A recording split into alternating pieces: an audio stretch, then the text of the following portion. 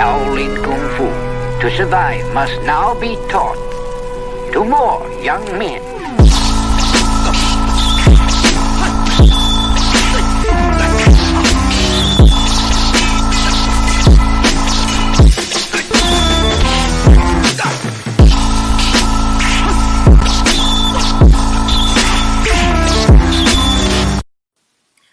Welcome once again to another episode of Fists, Kicks, and Flicks, the podcast about martial arts, movies, and life. I am one of your hosts, Eugene Plowden, and with me this week, my guest host, Jeff Doss. What's up, Jeff? What's up, buddy? How are you? I'm good, man. If this is your first time with us, I want you to know we're members of the Martial Arts Inner Network. On hiatus is Raw with Mimi and Lump. They're on Mondays, Tuesdays, CTE, Chris Carlos, Travis Experience. Wednesdays, it's Fists, Kicks, and Flicks with Gene and Mike. And Thursdays, you can get the Inside Scoop with Alex and Jeff. Also, I don't know what's up with our Main Game podcast. That'll be coming back pretty soon. That's also on Thursday nights on Facebook. For more information, you can check us out on all of our social media platforms. Facebook, Twitter, Instagram, and YouTube. Jeff, it's showtime. What's up, man? Yes, sir. What's up, man? You doing all right? Yeah, man, I'm doing good. Are you all right? I'm good, man. I'm good. You know, just trying to figure some things out. Been a busy, crazy couple of days. So yeah, okay. You know, other than that, everything's good. That's good. Did you teach tonight? Yeah, I did. I taught tonight. I taught virtual stuff. And then also had students teaching at the school as well. So I had a little bit of everything going on, but and then tons of private lessons tomorrow. So okay, yeah. What's your setup been like, man? As far as teach, do you teach 6 days a week or 7 days a week, or what's up? I teach 5 days a week. So not Saturdays yet. We have some fitness classes and stuff. I'm probably going to start adding some kickboxing classes and some other things going on. This morning we brought back a class called Baby Ninjas. So we have actually 18-month to 3-year-olds. What? Yeah, I know. So we have them and their parents doing the class together. So we did that this morning at 10 a.m. And so we limited to 10 people. So we were right at the limit. So we sold out that one. So we just did it as a 6-week course. And then, so that way they're just learning how to move, coordination, and really their parents are getting a workout too the whole time. Of course. Because they're demonstrating and chasing them. And it's a little bit different. I did it a few years ago when my nephew was growing up, and we did it for about a year or two. And it's a lot different with COVID, trying to keep everybody at their dots and stuff and everything like that, and do it with masks. And so, but it was a good experience and it worked out well. So yeah, that's what we did today. Man, you got to have a lot of patience to deal with 8. I mean, because right now I got my youngest students are 4, right? And they definitely push your patience level. So 18 months to 3-year-old, I couldn't do it. Yeah, I'm tapping out. I wouldn't be able to do that. I can't. Well, and it's a lot too. It's a lot of, you gotta have the parents help, but also some of them are thinking, oh, they're messing up or they're not doing good, and you just gotta be like, listen, like every kid acts differently in this situation, so you just, I'll be patient. You gotta be just as patient. So I got you. Yeah, so it's tough. As far as the other classes, yeah, we're still doing virtual while I'm teaching all the students that are there. So right now, I think we're one of the only schools still kind of sticking to the 10 feet apart rule. So we are maxed out about 18 people in class. And then we have about 5 to 7 that are doing it virtually while they're at home. So I have myself and then 1 or 2 assistants helping me with the people there, but then also kind of checking on the ones that are, at home. So, gotcha. Yeah. How's the virtual classes going for you? So I'm doing that also. Yeah. So at first they were really good. It got really hard as it kept going and going. Kind of the numbers kind of went down. Tonight, as we had some things going on, I had more kind of have to do it. They did well.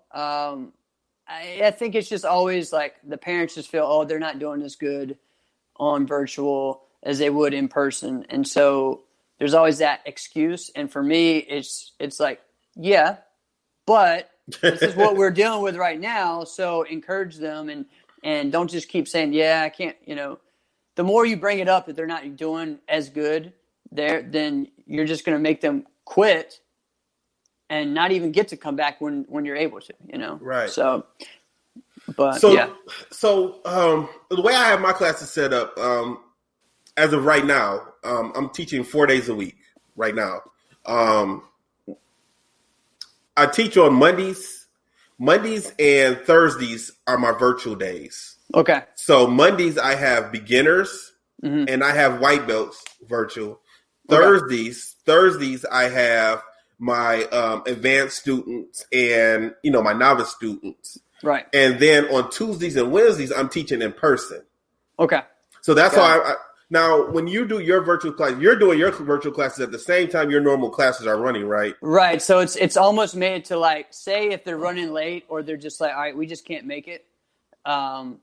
They can always get on Zoom and do it. So it makes it easy that way. The hard part is, especially now with Zoom's new protocol, like in the morning when we do day classes, I'm the only one there, right? Because we have about just 8 to 10 that do that class.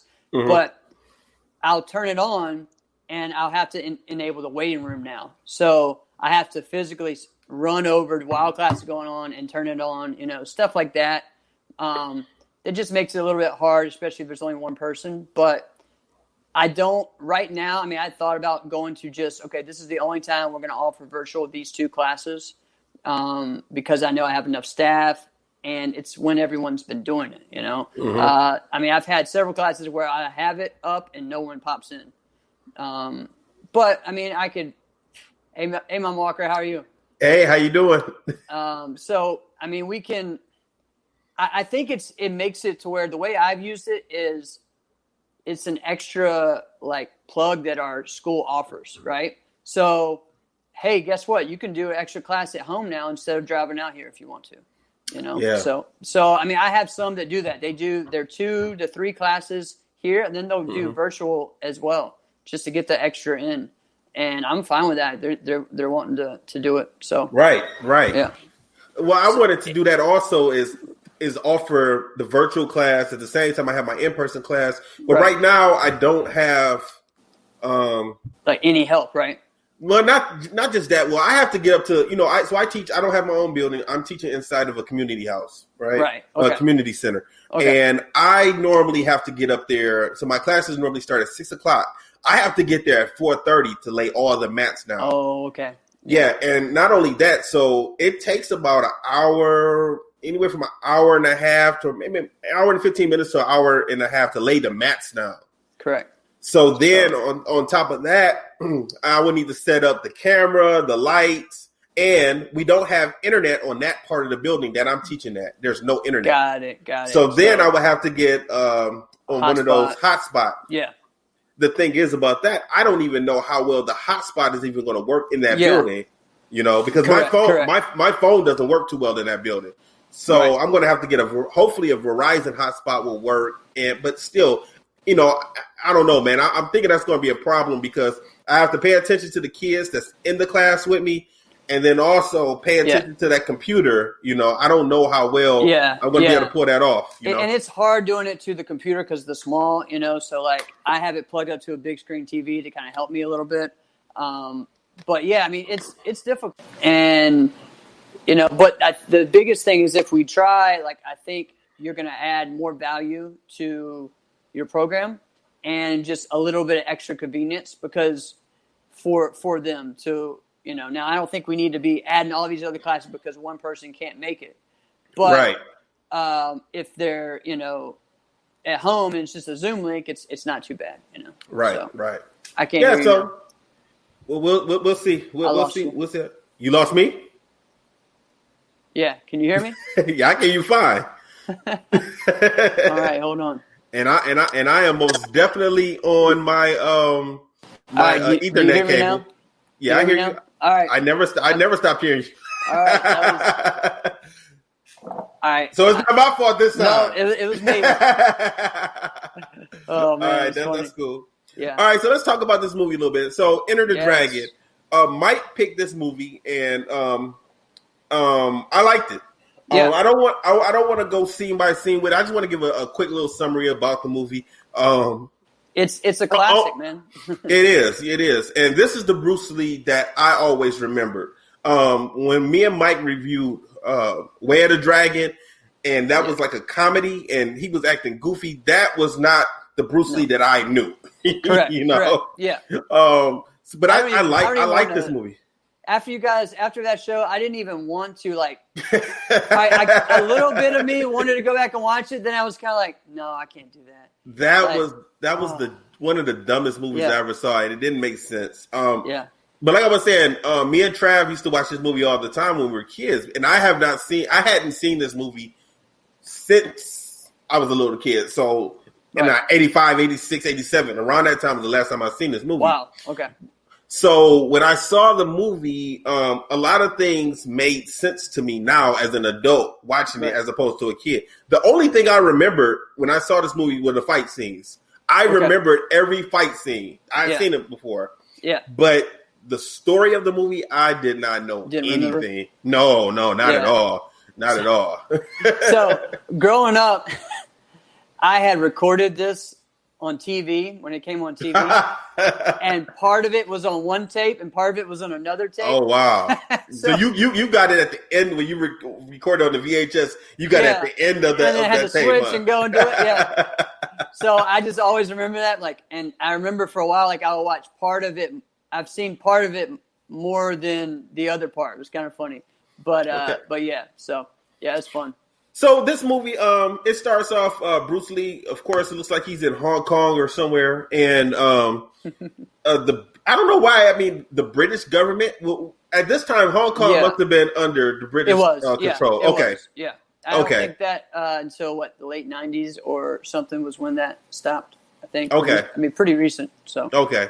Yep. So they come to him, Bruce Lee. His name is Lee in the movie, and they want him to go to this tournament. I don't even think I have it where the tournament was, but they wanted him to compete in this tournament. Not really. The reason they wanted him to go because they wanted him to kind of give them some intel about the guy who ran the tournament. His name was He'd be a spy. Yeah, so that's basically. Yeah. So I was thinking the first thing I thought was, why would they just grab a regular civilian who was not any type of agent, and send him into harm's way to figure out if this guy was if this tournament was some type of drug front or prostitution ring? Correct. You know, that seemed weird. That was weird. Yeah. Yeah. I mean, I guess the only thing was they wanted someone who was legit or that they knew already had an invite or something, you know? Yeah. And they looked at who they could trust. That's the only thing I could think of. And he also had motive too. Yeah. Which we found out. Yeah, we found that out. We didn't know that at first. Yeah. And well, we might want to get to that. We find out that his sister, Bruce Lee's sister, she kills herself, but right. She kills herself, but they're blaming Han Min for it because I guess they were attempting to rape her. Or kidnap her. We really couldn't tell what was going on right there. Yeah, they attacked her or chasing her, and then it got to where she was surrounded. And she, and she decided to kill herself. She just took some glass and stuck it inside of her, and that's the end of her. Yeah. And Lee finds out because there's a man who was was that his dad that was telling him that story about what happened? Yeah, I'm not sure if that was his dad or his uncle. Yeah, someone like that, but I know that was his. I mean, that was his teacher, though, right? I guess. I think so, and that was why he was telling, "Hey, before you go, this is what happened, with those people, or when we went." I don't really know all that, These stories, they leave a lot of little details out. A lot Right. of times. A lot of And these that's movies. that's another thing that I noticed about this movie. This movie ended like so many other movies Mike and I have watched, where it just ends. It does Right. not wrap up. Right. It doesn't go back and do a recap or anything. No. The movie just ends, and that happens in this movie also. I think that happens in every Bruce Lee movie. Yeah, well, If you really think about, that also happened in Way to Dragon. That also happened in that Jackie Chan movie that me and Mike watched also, Right. Rumble in the Bronx. It just ended. Yeah. But it is what it is. Now Bruce Lee goes over. He decides now this tournament is held once every 3 years. Right. Yeah. It's some secret island, right? Yeah. Yeah. And I guess this guy Han, he sends out invitations to a bunch of different martial artists, and they come to Hong Kong to participate in this tournament, or some type of island, or somewhere secluded. Yeah. I know they ended up catching a boat. I remember that scene where they were all in a boat, Yeah. riding a boat. Now there are a couple other guys there. John Saxon is in the movie, and Jim Kelly. Their names are, I think, Roper and Williams. Yeah. Roper and Williams. Roper's like a James Bond type character, I think, in some ways, but he seems like it. I mean, as growing up, I'm like, oh yeah, they're kind of modeling him after James Bond in some ways. No, see, it's funny you say that, because that's not the character he was in the movie, though. I thought that also when I was a little kid. Yeah. But now he was like a gambler. Yeah, exactly. He was a rich guy, gambler. Yeah, and And he just kind of Yeah, and he ran away. I guess he owed some guys some money, and he decided to join the tournament to get away from these guys. And then he runs into Williams. Now we find out him and Williams, they're old army buddies. Yeah. In the movie, so they're close with each other. Mm-hmm. And then that's when they meet Lee, but they don't really. He doesn't become part of their clique. They don't really hang out with Lee. No, they just kind of respect him. Right. That's it. Right. Well, I mean, Right. let's be honest. They don't really know who to trust in this whole thing. They know something's kind of shady, and they also think eventually they're all going to have to fight each other. Yeah, and you know what? I thought there was going to be a lot more tournament fighting in the movie, but it wasn't. No, It really wasn't. It might have been, a handful of scenes for the tournament. Because when they would do the tournament, they would at least what they would show to us is maybe 1 or 2 fights per day, and then that was it. Yeah, that was all they were showing. Correct. But I mean, it was. Like I said, I liked it. I remember watching this movie as a kid, and it was pretty cool. I did not understand why he ran away and went to the tournament. I don't remember that either. Didn't he beat up some cops or something? Yes, he did. Yeah, that didn't make any sense. He was walking down an alley or something, right? And I mean, and then the police came up on him. I mean, it's like I was sitting there thinking, like, okay, this is the same thing that happens now, And he was kind of getting harassed, right? And then he just attacks the cops, right? He attacks them, beats them up, jumps in the squad car, and pulls off, right? And then that was it. That was here it. we go. Yeah. They were trying to give you a little quick thing, about it. Didn't really dive into it too much. Right. I don't know. For me, I just remember what he had, like the karate school and all of that as a kid. I mean, I'll always remember that. Yeah, this part. This part right here. So the cops pull up on him. And they're talking to him, and they're harassing him, and then he just beats these guys up. I mean, this is not going to end well for me. If this happens, this is not going to end well for me. I don't. He would not be able to get away. No, this guy looks familiar to me too. He's been in a lot of movies too. That guy. Yeah. I don't know him. I don't know him. Boom, and he just kind of right. Gets into a fighting stance. Yeah. Beats these guys up. Ridge hand. Oh, throws him into the trash can.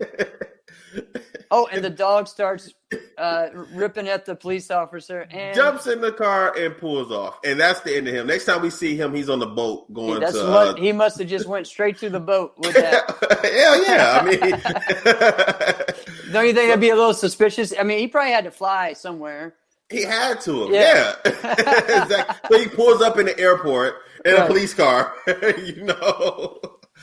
and just leaves it there too. Yeah, I mean, there's no type of GPS tracking on the police cars. Okay, all right. Oh, no type of tracking at all. Okay, so those three guys are pretty much supposedly are somewhat heroes or whatever in the movie. At least that's what I always thought when I was watching the movie. But like I said, man, they go over to the tournament, and Saxon, I think his name is Roper. He is gambling on the fights also. Yeah. And he's making money. He's making money the whole time. Yeah. And actually, him and Wiggins are working together, and that actually kind of they're setting these guys up because Roper made some money when Williams was fighting, and then when Roper went up to have this fight, he pretended to let the guy beat him up just so Williams could get the price, so the guy could bet more money that Roper was going to lose, and then he came back and then won his fight. Yeah, it was crazy. I remember that growing up, and the last time I watched it, same thing. Yeah, it's funny, man. How that was. I mean that it was cool for me just to kind of because. Especially when you're a kid watching it, you're like, okay, these guys are like real buddies. You know what I mean? Right. And so it was a good way to show their bond or whatever. Right. So, yeah. This is the part right here. So he ends up talking to the guy that's behind him, and Roper's getting beat up throughout the this little part here. Yeah. And they're trying to hustle this guy. He's not really going for it, as you can see. Nope. And they're trying to make sure that he gets the money up even higher so they can make more money off this guy. And Roper's gonna take a couple of hits here. Oh yeah. This is just okay. He's not fighting the other guy. No, yeah. So he's looking back. He's looking back. But now the guy wants to do it, and he's saying no. So they're playing the guy. So he's looking surprised, like, man, because he knows that if he does it one more time, they'll be able to get even more money, out of this guy, You got to take some more hits.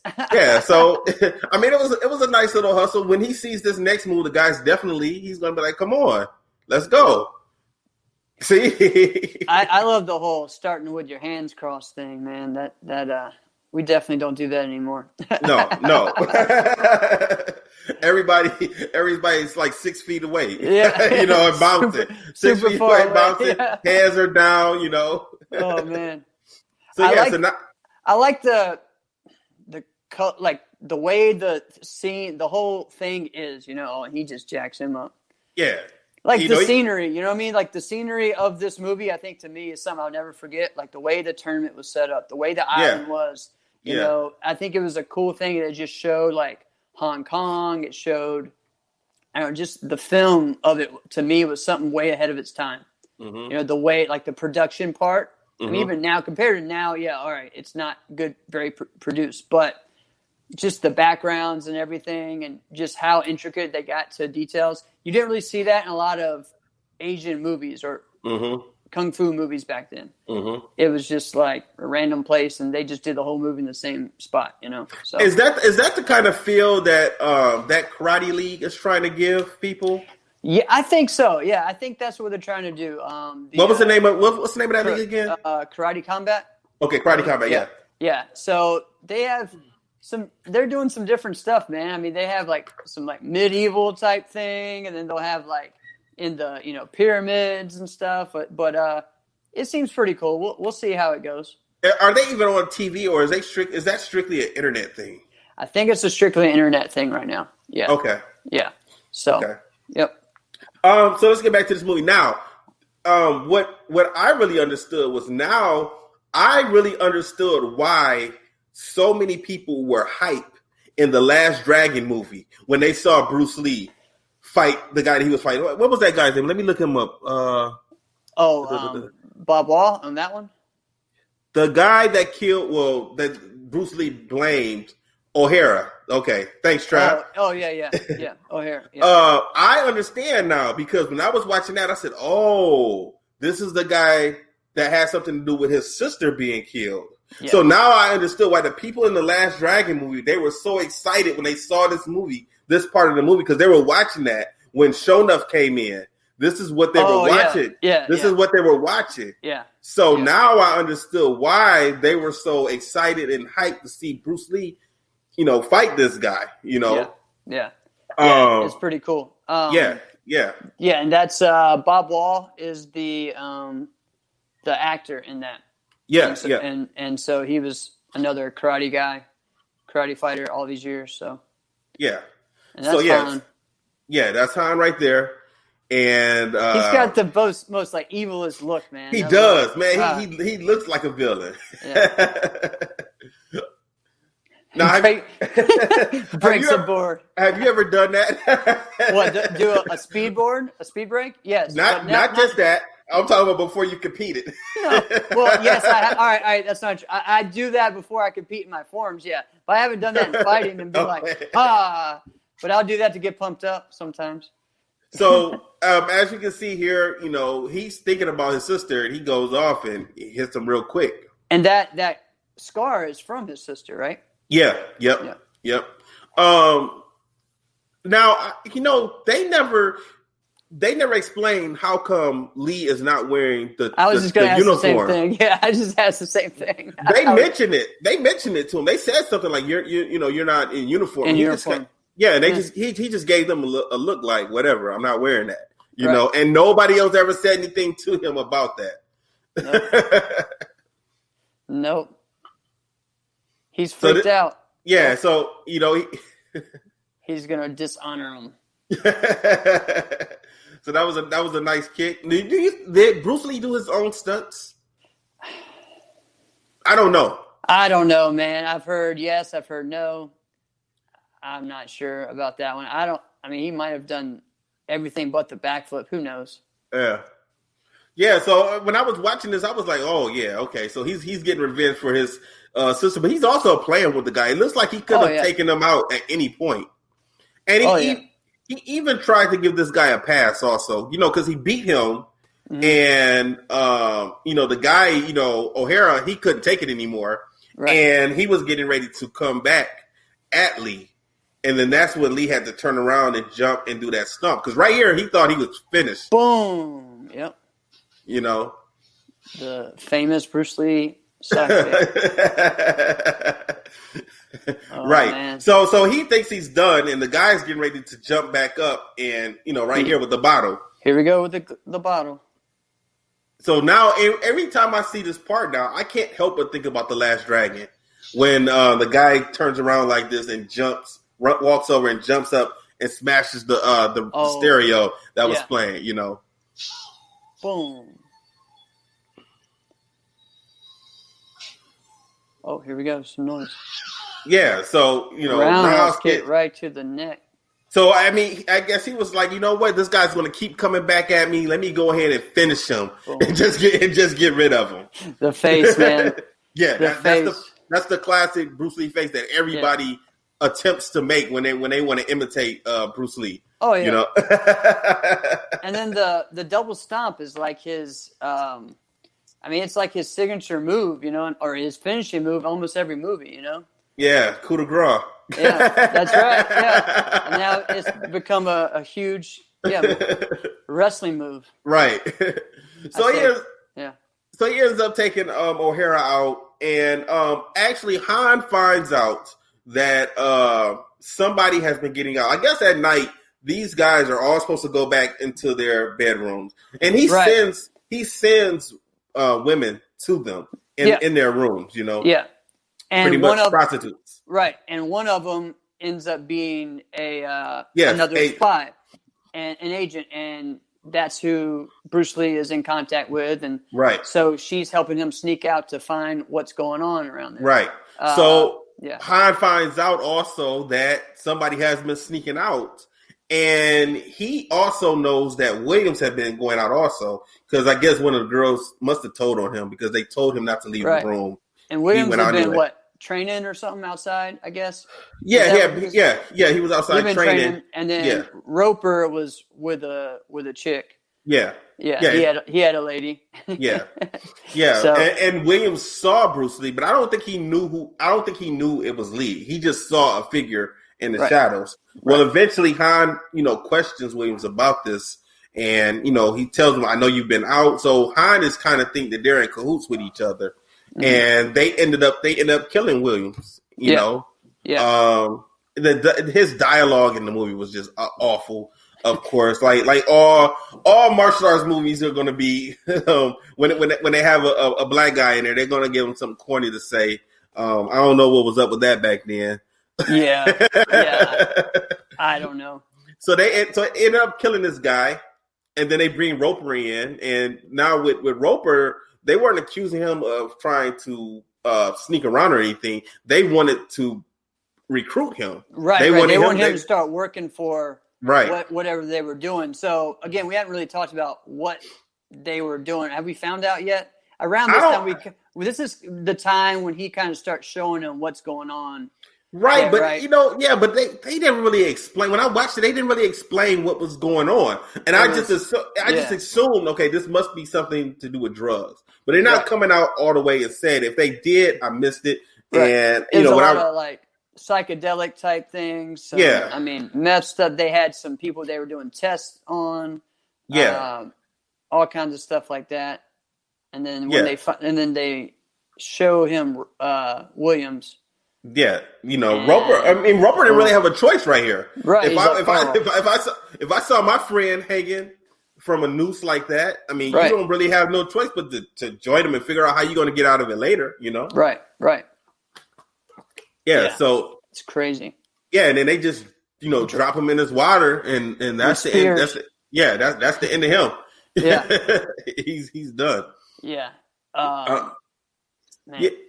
Yeah. So okay, so now Bruce Lee pretty much finds out what's going on, and he's pretty much determined to bring it down, the whole thing down. Now Williams ends up fighting Han, right? And he ends up taking his glove off.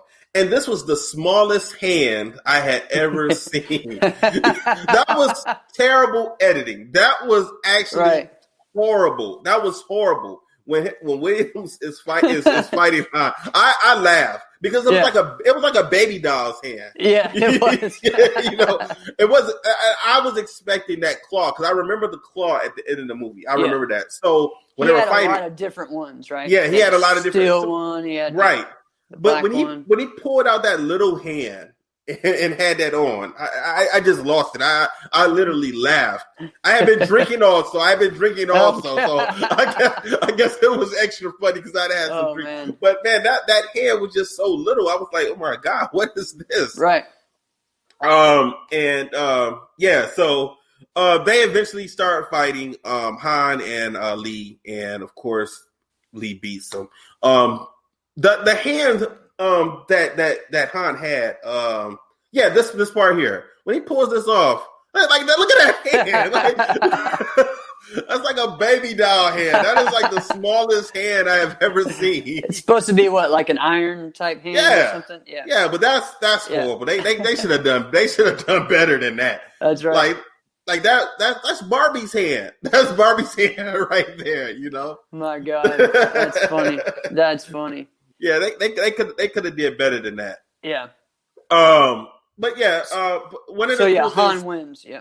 Yeah, well, Han. One of the cool things I did like when I was younger about the hands that he had and the different claws and things. But when I saw it now, I was a little disappointed. I was like, okay, this is some bad costume work. Right. This is like something I can put together myself at Michael's or Joanne Fabrics. Just get some stuff and put it together, and it could look like that, So, right. Yeah. But yeah, man. Like I said, I enjoyed the movie. I hadn't seen it in almost 35 years or so. Right. What? There's some scenes for me that are just like stand out. So I'll go to an earlier one. Is when everyone's just getting to the islands their first night, and they have all the competitors sitting around, and they have these two sumo wrestlers going at it. Yeah. They have chickens going around. They have like gymnasts and people doing stuff in like a circus, right? Mm-hmm. And then all of a sudden Han comes in and everyone stops and everyone just freezes. Yes. And I'll never forget that. It was the funniest thing ever. Yeah, that was the first night. We'll talk about this too, though. But this is some of the very beginning of the movie was where we actually got to see like Bruce Lee doing some really early MMA, right? Yeah, yeah. Really pancreation type stuff. Yeah. And so that was pretty cool. The guy that he was doing it with, do you know who that was? No, I don't. That's the why did I just lose his name? He does a lot of the stuff with Jackie Chan. He did a lot of his stunt work and stuff with him. Okay. And then he was also in a TV show. Oh man, it was kind of famous in the States too. But he was kind of like a fat Jackie Chan, right? Okay. And I can't think of his name right now for some reason. Was he a comedy karate guy? Yes, he was comedy. Okay. Him and Jackie Chan were in a couple movies together, a lot of movies together. Okay. Yeah, this is cool. Like, so even they have the gloves like that. Mm-hmm. Yeah, this guy. All right. So they even have like the wrestling underwear. They do. Just like the King of Pancrase stuff, like that. Bas Rutten and Ken Shamrock did before UFC. And that's how they dress. That's exactly how they dress. Right. So this is pretty cool. I wonder why he had no problem dressing like this for this fight, but he did not want to put on the karate gi for over at the tournament. Hey, that's right. All right, man. Let's wrap this part up. So, like I said, man, I enjoyed the movie, man. It was fun. I know the next time I watch a Bruce Lee movie with Mike, I'm not sure if I'm going to like it or not. We'll see. Well, you went from like the worst one to the best one, right? So it's kind of he never saw this movie come out. He wasn't alive when this movie came out either. So Bruce Lee never saw how successful this movie was, and I think this was his first movie that was released in the U.S. Yeah. As far as so it was released in the U.S.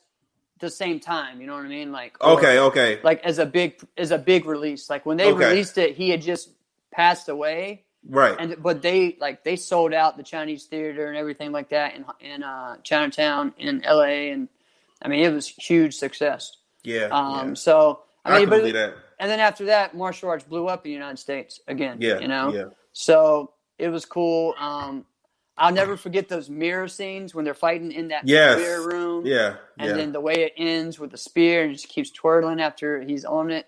Han's dead. So yeah, I know we kind of touched on it a little bit, but you guys go and watch Enter the Dragon. It's an all-time classic. Oh yeah. It's definitely it's definitely one of those movies that you can watch and enjoy. Yeah. Right. and not be disappointed. Correct. All right, let's get into some other topics, man. Okay, Jeff. Oh, time out. You know who else was in that movie though, too, right? Bolo. I mean, everyone was in this movie, man. Yeah. It's like the first thing for a lot of those guys, so it's pretty cool as well. Yeah, Bolo was in it. Bolo didn't have the traditional type of role that I normally see him in. Like he was still that menacing guy that was in the background and doing stuff, but he wasn't in the movie as frequently like how he is in a lot of other movies, Right. But yeah, Right. All right. Let's talk about something else, man. All right. So I don't know a lot about you. Okay. Before March, I didn't even know you existed. Like I haven't been around the karate scene in a long time, man. Especially on the national scene. So tell me your origin story, man. Oh God! All right, here we go. All right, so I'm from Rustburg, Virginia. I started when I was 4 years old. The reason why I started martial arts is because I'm a big pro wrestling fan, and my favorite wrestler was Ricky the Dragon Steamboat. And so he was from big in this area, the Mid-Atlantic area. So I'd always heard about him from my parents and from my dad, not my mom, but my dad. And I was like, all right, he goes to the ring with a karate uniform. All right, let's do it, So, so I got in that way and went through several different schools before I finally kind of got to my instructor who would lead me to my black belt. It was kind of funny over the weekend. I saw my first karate instructor. I've only seen him probably 3 times since I've been like 4 or 5 years old. Wow. It was cool to finally see him. And what's cool is that he understands like what I've accomplished and he follows what I do. And he was like just proud of that, So it was pretty cool. But yeah, got my black belt at 9, so I was really young. And then started competing in tournaments. John Valera was my competition coach. He lived about an hour away from me, and he was part of our system, the American Freestyle system. And then, just kind of took off from there. And I started competing in NASCA from 94 till, I guess, currently, and did NBL as well. I lived in a weird area because in Virginia, where I'm at, I'm probably closer to North Carolina than I am Northern Virginia or DC. So NASCA tournaments were all like in Northern Virginia and up, and NBL and SKIL were all like below me. So I kind of hit a little bit of everything. Everything was kind of, drivable. But yeah. Okay. And then from there, I got onto Team Elite, which turned into Team CJB in 96. And, just became just the person that was at almost every tournament every weekend. So, so you was a road warrior, huh? Right. When I was when I was like younger, my mom even she started selling martial arts gift toys and jewelry. It was called Robin's Nest. And she would set this up at every tournament. So we would go to a tournament every weekend, sometimes 2 a weekend. She would set up to sell the stuff. I would compete. And that was how she kind of paid for me to do all this stuff. So yeah. So we knew everything we were inside of, how the tournament scene worked. So, yeah. So let me ask you this. I know you like wrestling and I know you like karate, but what else does Jeff Doss like? Like, do you have any other hobbies or any other activities you participate in? Golly, you sound like my girlfriend. Jesus. Yeah, I mean, it's tough because karate has become, most of my life. I run a school. I do, of course, the podcast, everything that I do is karate. I ran a tournament and helped run a league for a very long time. So yeah, it was a big part. I'm really into wrestling. Wrestling's kind of the way for me to kind of get my mind off of that a little bit if I need to. Mm-hmm. And yeah, I mean, I really would like to do other things like public speaking and different things like that. But as far as for fun, yeah, I mean, it's working out. It's doing, talking about wrestling, watching stuff like that. But yeah, I mean, it's been tough for me because I really enjoy doing martial arts. And I think that there's so many different things. Like I could be like on a kick where I just want to work my nunchucks, and that'll be my hobby for maybe a month or two. And then I'll be on a kick where I want to work tricking. Then I'll be where I want to do, just fighting every weekend and working drill. I mean, so I think that's what's cool about martial arts is that there's something for everybody. Mm-hmm. And when you do kind of like maybe get tired of one thing, you can shift over to something else. You really don't have to retire. I mean, I know Travis always says that he's retired from karate, but yeah, I don't really think just because you're not competing anymore, I mean, if you decided that you wanted to run a school, you can do that. Right. If you might not want to fight them, you can always go do forums. You might not be very good at it at first, especially being black belts. If you decided to now that you want to do forums, but if you want to practice at it and like you did work with a forums coach, to get better. I mean, it's most There's definitely always doable. Ways to do it. Yeah. I mean, and I'd like to do some other hobbies, some other sports or something. I've been thinking about that. I'm also really big into bull riding. So, but what? Yeah, like I'm a big fan of the PBR, of the bull riding.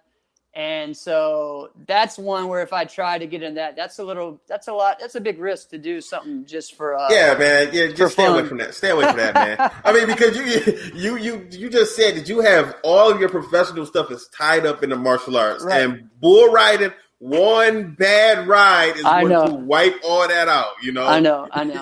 I had it set. I had a coach set up and everything, and then everything got busy with the karate school.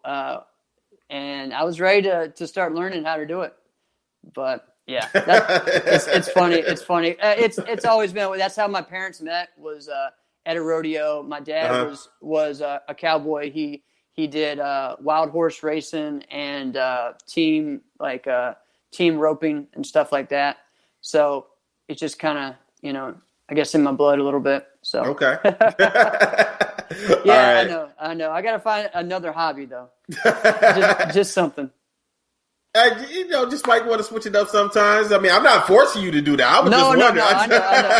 No, I know. It was pretty funny that you said that Ricky the Dragon Steamboat was what got you into wrestling, because that's what also got me into wrestling also. Yeah. My uncle used to try and get me to watch wrestling all the time, and I never really wanted to watch it. Here in Detroit, wrestling came on Saturdays at 11 o'clock. Okay. And Alvin and the Chipmunks was my favorite cartoon, and they were on at 11 o'clock. So I did not want to watch wrestling. He used to always try and, come on, watch wrestling, this and another. I never want to watch it. My grandmother, she watched wrestling also. Yeah. So she had it on. I was at her house one Saturday. Trav and I were at her house one Saturday, and she had it on, and she called me in the room to come watch it. And it was, I'll never forget it. It was the episode where Randy Savage was fighting George Animal Steel, and George Animal Steel got out the ring to follow Elizabeth, and Macho Man got upset and went out, and Ricky the Dragon Steamboat came out. Came to help. Yeah, he came to help, and I was like, who's that guy? And he had, like you said, the karate stuff, and I was like, oh, he's a martial artist. And then I started watching it because I wanted to see him. Right. And, we saw those type of mid-carders all the time. We never really saw Hulk Hogan too often. So I never really cared about Hulk Hogan. Correct. Because we always saw the Intercontinental people. We always saw the tag teams. So I was always more so into them. And once I saw Ricky Steamboat, the next people was the Hart Foundation. And then that's when I got into them. They were my favorite tag team, Okay. Yeah. Mine was the British Bulldogs, so it was kind of the same thing. Yeah. Yeah, because they were fighting all the time. Yeah. Yeah. See, where I lived though, like I was still always an NWA guy because I was a Southern kind of, Southern wrestling. So I was Rock and Roll Express and the Road Warriors and Barry Windham and we didn't get a chance to get into those guys. The only time I saw those guys was when my uncle, once again, he used to always give us the magazines because he always bought the magazines. Like Wrestling Illustrated, Pro Wrestling Illustrated, and whatever wrestling magazines. Right. Yeah, he used to always get those magazines and give it to us. So that's when we would find out about Ric Flair and Dusty Rhodes and R. Anderson and the Road Warriors. Because, we didn't have cable. We didn't get cable till like 87, 88 time, right? And then it wasn't like now. Yeah. It wasn't like now because you got a train? Yeah. You got a train by your house? The train. Yeah, I live right next to the train, to the tracks. Oh, that gotta be, man. They don't come by in the middle of the night, do they?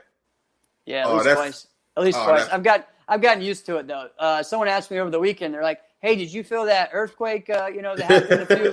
I was like, "No, I just thought it was the train, so I didn't even." Everyone else was calling me. "Hey, did you feel that?" I'm like, "No, what are you talking about?" I kind of get used to it. All right, I didn't lost my train of thought. I forgot what I was about to say. But we were just talking about. Yeah, we were just talking about the wrestling magazine. Oh no. So at that time, cable wasn't like how it is now. So you only had one box, and the rest of the TVs did not have cable. Right. So if my grandfather was watching TV, I was not watching TV. Correct. To be able to turn to TBS. And same at my parents' house. Saturday afternoons at 6:05, my dad was probably watching TV. Yeah. So I was not able to watch TV. That. Yeah, so I never saw any NWA stuff because I didn't see it on our normal, 247, 2050, those normal type of channels, So I didn't see the NWA until and at that time, that was already way past when the Sheik had his territory and stuff, right? So that wasn't even. Yeah, that wasn't on. You know what? I saw him wrestle. Oh yeah. Yeah, me and Trav both saw him against Bobo Brazil. Oh, now they were old. They were not young. Super old. Yeah. They were old men, but that's another thing. Yeah, that was the rivalry in late 60s all the way throughout the 70s. Yeah. So once again, that was something my uncle did. He's a big wrestler guy, so he took us to see that because my uncle and my dad's best friend was a wrestler named Malcolm Monroe, and Malcolm lived at the end of my grandmother's block. So my dad grew up with him, and then over time, my uncle and Malcolm became real close friends. So my uncle would eventually start helping Malcolm book shows and things like that. So he would take us also to the different matches, and I guess one time he had Bobo. Actually, a few times he had Bobo against the Sheik on the cards. But we got to see a lot of people before they were blew up. Like we saw Edge and Christian before they were in the WWE. We saw them a long time. They almost had like a little clique because one time Edge, Christian, Test, and another guy named Rhino was around there too, wasn't he? Yeah, he was around there, but he wasn't part of their clique. It was Edge, Christian, Test, and Joey Legend. Okay, yeah, I've heard that.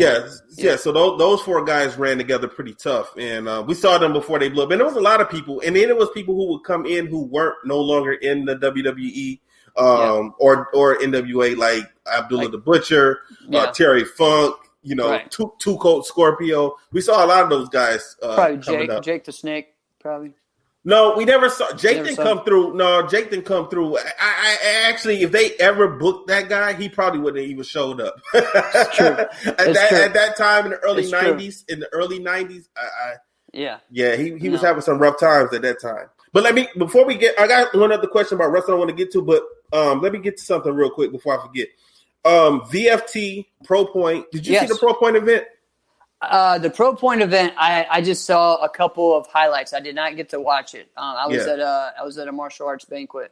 Okay. And so and a bell test. So no, I wasn't able to see that. Heard good things. Everything I saw, like production wise, was really cool. And kind of just the same thing that they talked about on CTE was just trying to understand the scoring and just different details to make it a little bit more fan friendly, Mm-hmm. So I didn't get a chance to watch it either. I saw a couple things on Facebook yesterday. But I didn't get a chance to watch it. We had Sweetest Day here. Do you know what Sweetest Day is? No. Sweetest Day, that's a Midwest thing. So it's like Valentine's Day. It's like Valentine's Day Junior. That's basically what it is. But it's supposed to be for the men. So it's supposed to be, the girlfriends, the wives. Yeah, and, you still go out on dates, this and that, just like Valentine's Day pretty much. Wow. Even though it's supposed to be for the men, guys still do things for their ladies, this, that, and other. So, me and my lady, we that's right, we did see Ron Simmons and Kamala. They also came. Trav just posted that. Wow. So we had a nice little Saturday afternoon. We went out to brunch and, came back to the house to just kind of relax and watch some horror movies on Saturday, Wow.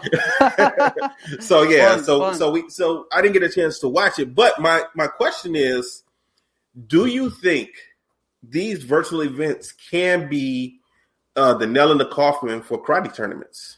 So last week, Alex and I kind of talked about this. Like, how is this going to transition over next year or whenever tournaments get back into going? How's it going to work together? How can the tournaments work together? I think Josh said something about maybe working with some of the NASCAR tournaments to, qualify like a winner to make the spots in their tournaments. That would be a good way to work together. The other thing I'm talking about, though, would be like for a regional event or even a tournament that has a finals or something, is like if you're going to do, almost like closed circuit television, like have a screen or whatever at your area, at your tournament, or even just the hotel, and sell, do a deal with them to where they buy it with your code, that you went to that tournament, they get a discount or you get some kickback. There's all kinds of ways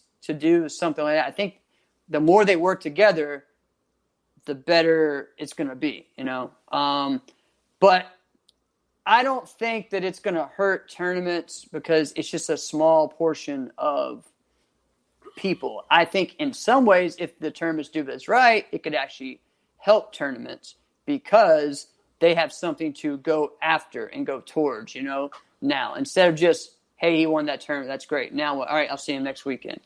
No, you're on a big platform. At least that's what they're trying to make, So I don't know.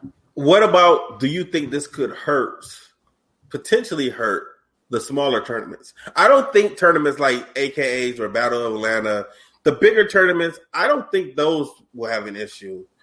But I don't think so. I think it would hurt them more than it would hurt the smaller ones because the smaller ones they're not even watching this. No, I understand that, but what I'm talking about is as far as okay. So say I'm a promoter, and with these different type of virtual events, I could possibly get some decent sponsorship monies. Why should I throw a normal karate tournament and rent out a gym from 8 in the morning to 6 in the evening and sit in a gym all day when I could just throw a virtual event? And okay, so we're talking about virtual events, or are we talking about like what these guys are doing? Because this is different than a virtual event. What do you mean? Well, I mean, when I'm talking about a virtual event, I'm really talking like a virtual forms tournament that they've been doing for now. I think those are going to stick around because they are an easy way to have people do stuff without renting it out, you know? And I think you will see some, but I think you see some people do an in-house, like a live tournament and a virtual tournament in the same year. Maybe more, maybe 2 or 3. So I'm thinking of like this. Like I've never thrown my own tournament, but if I did throw a tournament, I think I probably would go figure out a way to do it virtually. Some type of virtual event where it's like what you're saying, the virtual forums. But if I wanted to do fighting, I would try and keep it a situation where it's not going to be an all day event. Right. The problem with that is that if you're going to rent out a place, they're going to make you rent it out for the whole day anyway. Most places are. Now, some they're not. So by the time that happens, a lot of people are just kind of like, we might as well just have a full regular karate tournament. As far as I think for smaller events, I don't think for a local tournament there's not many adult black belts that come and compete. So, exactly. So it's not really like the kids aren't going to do that. The parents don't understand. They're not at that point yet. You're trying to get beginners and underbelts to come to your event then you could show them. That's why I think you could have that, and then that evening be like, hey, check out this live event that's going to be here. We're going to meet at this place to all watch together, or you can use this code to do this. And what that does, that makes them, okay, so if I keep going to these tournaments, I can get to this level. I think what it's doing is going to help them find the next step, which right now we don't have that next step unless you move to MMA or kickboxing or maybe karate combat, if that gets big, so I think for me, this actually makes it better. I'm interested to see how the Forms Tour goes. It's very similar to how the MA Live battles are doing, but those are mostly like tricking style, and they're short kind of burst. It's more like a dance battle or like a tricking battle instead of like a form, which in this they're going to do a full form, and then this person does a full form, and that one does a full form. Then they go do another round.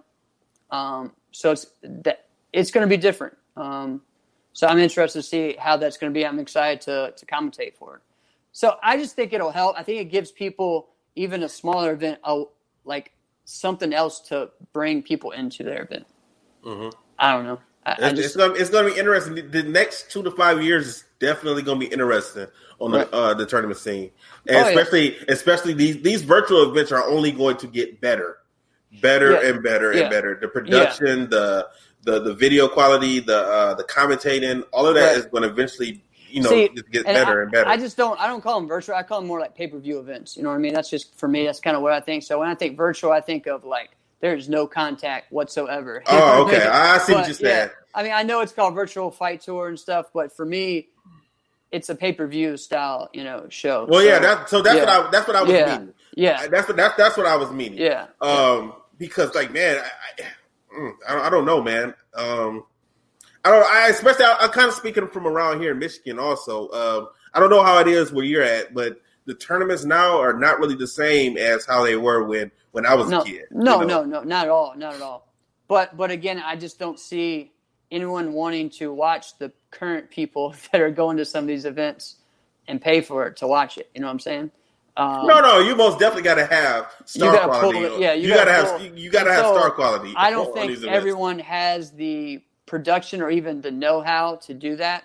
I think there's some people that put it a lot, but I'm just going to tell you, for me to put my finals on, I mean, that was over $10,000 just to put my finals on for my tournament every year. So not everybody is going to stop doing a local tournament that costs them maybe $2,000 to $3,000 at most to put on to do that and just hope that people are going to pay for it. You know what I mean? And especially right now, you're not charging that much. When you're talking about a competitor at first, they're paying $65 to $100, and now you are doing a pay-per-view event when they're paying $25 to watch it. A spectator is. But I'm constantly thinking also about sponsorships. Also, that's what I'm constantly thinking, because that's money. And if your first event you get, say 200 people, the next event you get 500. Right. As you go farther and farther, and you brand yourself, and you get more and more popular doing these pay-per-view events, you are going to be able to get some decent money in sponsorship. I think, depending on how you do it, as far as if you're smart with your branding. USA Sport Karate events have been experimenting in combining both virtual and live. Yes, they have. Yeah, and it's worked out too. So, I mean, I think it just depends. I don't want to see everybody though trying this, because then it just waters it down. Oh no, yeah. I think there needs to be these two. I'm sure someone else would do it. I know that some are going to try to do. So like there's an event in Disney that they usually have it in Disney, and that's one of the events that Drew was talking about. They are doing the Forms tournament virtual only, and then they're doing live. Like it's video submission, and then the top 4 move on, and they do like a Zoom tournament, right? But that evening, they're going to have an actual double elimination fighting event for like adult black belts or something, and then have a big prize, and they're going to video it and show it live on Facebook or whatever. So that's pretty cool, you know. So it's like a combining everything. So, okay. I think it just everybody just got to get creative, you know. Yeah, you know, it's only going to help everybody in the long run, the whole sport, you know. Right. So, right. Last thing I want to talk about, man, I want to talk about some wrestling real quick. All right. What do you think of your boy Roman Reigns turning heel? He says he's not a heel. Did you see that? No, I did not see that. Yeah, he said the other day, am I really a heel? You know, that type of stuff, I would prefer if wrestlers kind of stayed in their character, you know. Yeah. I like it. I think it's the edge that he needs. I think he needed a change. I think if they would have made, because when he came in as the Shield, he was that guy. He was the bad, that was just whooping everyone, didn't have to say anything. And now, like, he's like that. And they did the right thing by putting his first big storyline with someone who's related to him. It made perfect sense, because it just showed that, hey, I'm taking this seriously. I'm, the big dog, wherever. This is my yard. I'm the chief. And I think it's pretty cool. I like it. I wish they would have done this a while ago. It's also pretty cool that they have one of the best talkers with him, and he's not even having to talk. I mean, this is honestly Roman's best promo work in a long time. I bet Paul Heyman is writing this for him. He has to be, because this is something different. Right. But I think the whole thing is going to be a build up to him against The Rock at WrestleMania, and that's going to be big. That's going to be big money for WWE. It's just hard to see like how that's going to work with. I mean, you're going to bring The Rock there to lose to Roman Reigns. I don't know, man. I think he would. I mean, they're quote unquote family. But again, I don't like WrestleMania to end with a heel winning. I just don't. Well, you have to. But what I think is that this happens, and then they end up with a show of respect that, all right, you earn my respect, and maybe it kind of turns, and maybe he goes away. Well, if that's the case, if they do that, then I would prefer they wait 2 years. Let him be a heel for a little bit longer. That's what I think too. Before they do that. Correct. But, as long as you let, I know The Rock is a busy guy, and I think as long as you let him know in advance what they're working toward, that he can put that time set aside, because, Hollywood doesn't really like him, wrestling. And now he's older now. He's almost 50 now. He is. Yeah. He is. He only has 1 or 2 matches. So he's going to be done pretty soon. I think that'll be it. I mean, he will have to lose. Yeah. Like nobody goes out on top. Nobody goes out on top, So he'll have to lose. Yeah. But I like what they're doing with him. He actually sent a friend of mine son a message. A friend of mine's son is he has cancer. It's a little boy. He has cancer. And I think they were trying to do a Make-A-Wish for him, and they weren't able to do it. So he sent a video message. I'll text it to you and send it to you. Yeah. And he sent him a message, and it wasn't a generic message. It was personal. Right. It was a personal message, and he was telling the kid, cool. Keep fighting. Hope you get better. Don't worry. We want to make sure that we get you to an event so you can come backstage.